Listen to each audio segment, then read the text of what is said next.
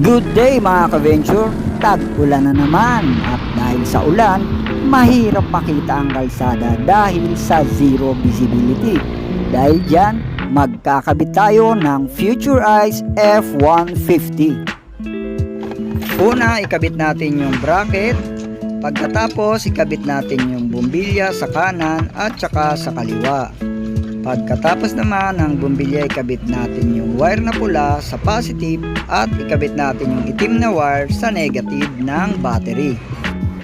Pagkatapos, ikabit yung puting wire sa ignition switch ng ating motor.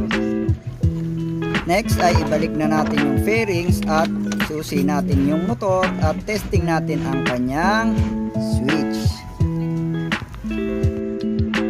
Pagkatapos, ikabit nyo na yung switch sa manibela na madali siyang maaabot ng inyong daliri. Ngayon, i-testing natin